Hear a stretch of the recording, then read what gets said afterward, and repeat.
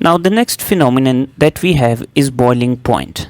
Now, first, let us understand in detail what is boiling point. Now, suppose कि मैंने एक liquid को temperature दे के हीट करना स्टार्ट किया. सो जब मैंने लिक्विड के टेम्परेचर को रेज़ किया तो what happens.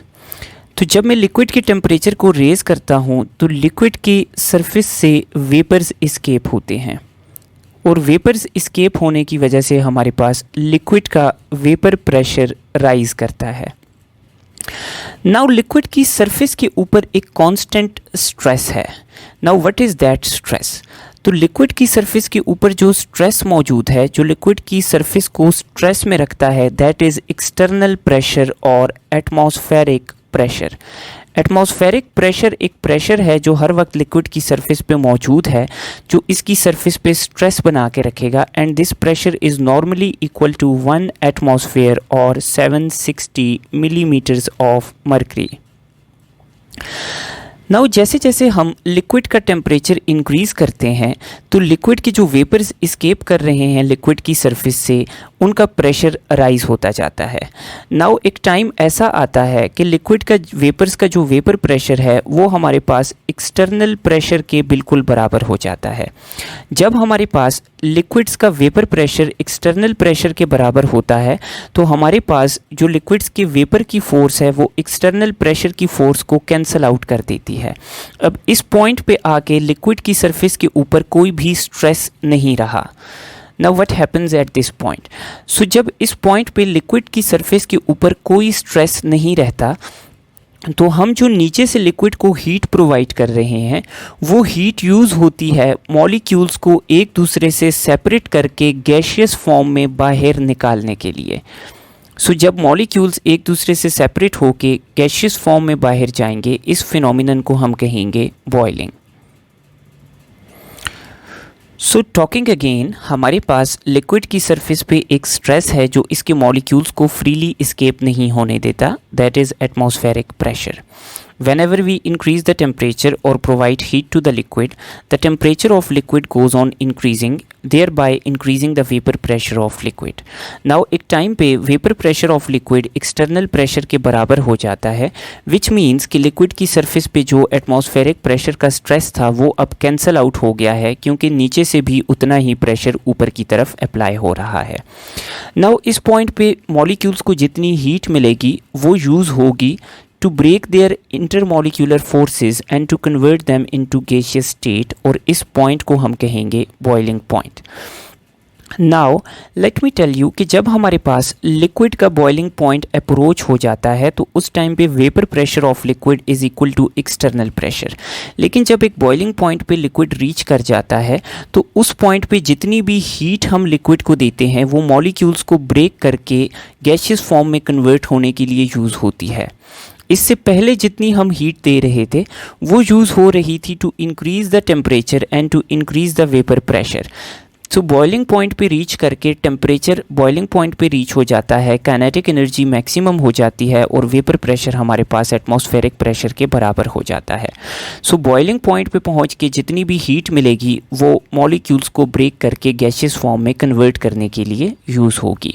It will not be use to increase the temperature.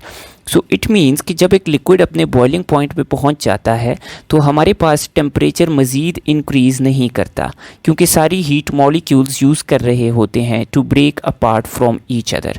सो जब तक हमारे पास सारा लिक्विड इस्केप नहीं कर जाएगा टेम्परेचर इंक्रीज़ नहीं होगा बॉइलिंग पॉइंट से ज़्यादा. Now the major factors that affect the boiling point are IM forces and external pressure. Now suppose एक लिक्विड की IM फोर्सेस स्ट्रॉन्ग हैं, विच मीन्स कि इसका वेपर प्रेशर कम है.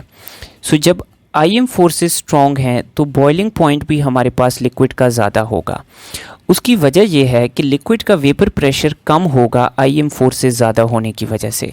सो उस वेपर प्रेशर को एटमॉस्फेरिक प्रेशर के इक्वलेंट करने के लिए हमें ज़्यादा टेम्परेचर रिक्वायर्ड होगा. Therefore the greater the IM forces the greater is the boiling point and the lesser the IM forces the lesser is the boiling point. The second factor that affects the boiling point of liquid is external pressure.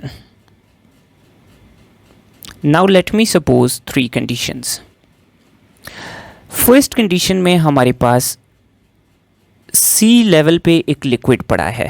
Now sea level पे atmospheric pressure is equal to 1 atmosphere और 760 millimetres of mercury. इस point पे जो liquid boiling point show करेगा that will be pure boiling point of a liquid.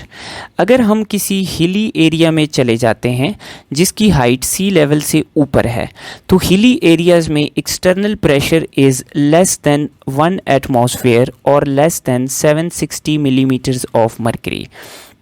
तो hilly areas में जब external pressure हमारे पास लो होता है तो लिक्विड के वेपर प्रेशर को एक्सटर्नल प्रेशर के इक्विवेलेंट करने के लिए हमें ज़्यादा टेम्परेचर रिक्वायर्ड नहीं होता, इसलिए हिली एरियाज़ में किसी भी लिक्विड का बॉइलिंग पॉइंट लो हो जाएगा।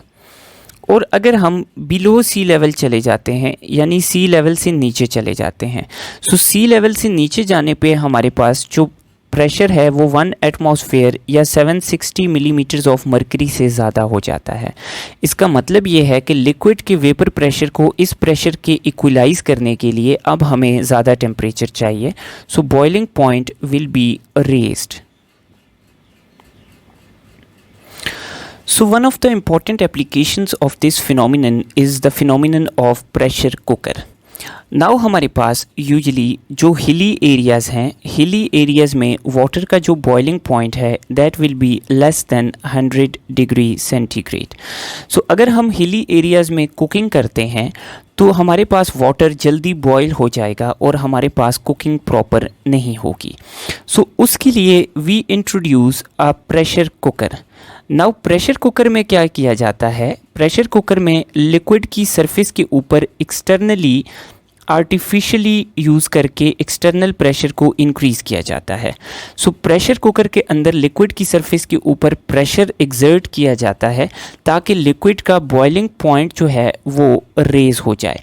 तो हिली एरियाज़ में वाटर का बॉइलिंग पॉइंट लेस है, ऐसे एरियाज़ में हम प्रेशर कुकर का यूज़ करते हैं to artificially increase the pressure on the surface of liquid ताकि उसका बॉइलिंग पॉइंट रेज हो जाए।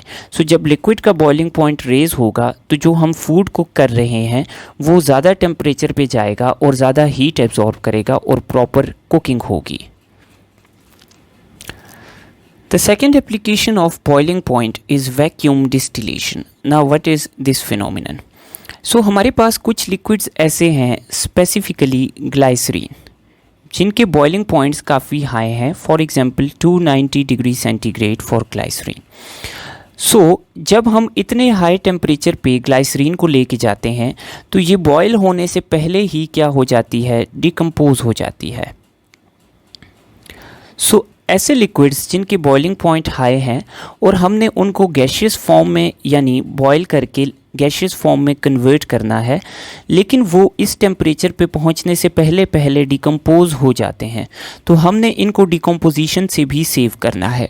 सो what option do we have? So अगर ग्लाइसरीन के ऊपर एक्सटर्नल प्रेशर 760 mmHg है, सो हमारे पास glycerine will boil at 290 degree centigrade. So what we do, हम आर्टिफिशियली एक वैक्यूम क्रिएट करते हैं, एक्सटर्नल प्रेशर को डिक्रीज़ कर देते हैं from the surface of glycerine. For example हमने ग्लाइसरीन के सरफेस से जो प्रेशर है उसको 760 mmHg से डिक्रीज़ करके 50 mmHg पे ले गए। Now since के external pressure on the surface of glycerine is lessened to too much amount, तो हमारे पास ग्लाइसरीन का जो बॉइलिंग पॉइंट है वो भी रिजल्टेंटली डिक्रीज़ हो जाएगा and it will shift to 210 degree centigrade. So अब इस टेम्परेचर पे हम ग्लाइसरीन को ईजिली बॉयल कर सकते हैं without decomposition. So this phenomenon of decreasing the boiling point by decreasing the external pressure on the surface of a liquid which decomposes normally at its normal boiling point is called vacuum distillation.